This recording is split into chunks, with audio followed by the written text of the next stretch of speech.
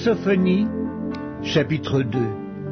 Rentrez en vous-même, examinez-vous, nation sans pudeur, avant que le décret s'exécute et que ce jour passe comme la balle, avant que la colère ardente de l'Éternel fonde sur vous, avant que le jour de la colère de l'Éternel fonde sur vous.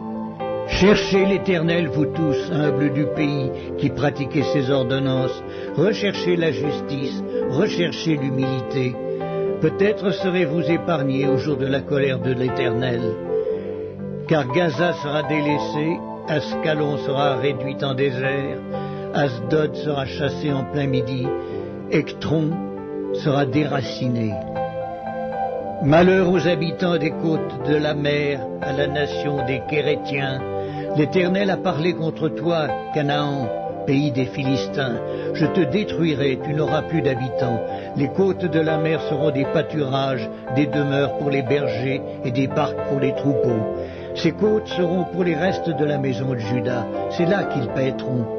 Ils reposeront le soir dans les maisons d'Ascalon, car l'Éternel leur Dieu ne les oubliera pas, et il ramènera leurs captifs. J'ai entendu les injures de Moab et les outrages des enfants d'Ammon, quand ils insultaient mon peuple et s'élevaient avec arrogance contre ses frontières. C'est pourquoi je suis vivant, dit l'Éternel des armées, le Dieu d'Israël. Moab sera comme Sodome et les enfants d'Ammon comme Gomorrhe, un lieu couvert de ronces, une mine de sel, un désert pour toujours. Le reste de mon peuple les pillera, le reste de ma nation les possédera. Cela leur arrivera pour leur orgueil, parce qu'ils ont insulté et traité avec arrogance le peuple de l'Éternel des armées. L'Éternel sera terrible contre eux, car il anéantira tous les dieux de la terre, et chacun se prosternera devant lui dans son pays, dans toutes les îles des nations.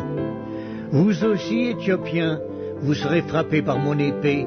Il étendra sa main sur le septentrion, il détruira la Syrie, et il fera de Ninive une solitude, une terre aride comme le désert. Des troupeaux se coucheront au milieu d'elle, des animaux de toute espèce. Le pélican et le hérisson habiteront parmi les chapiteaux de ses colonnes. Des cris retentiront aux fenêtres.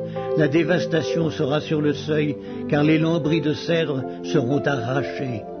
Voilà donc cette ville joyeuse qui s'assied avec assurance et qui dit en son cœur, « Moi et rien que moi ». Et quoi, elle est en ruine? C'est un repère pour les bêtes.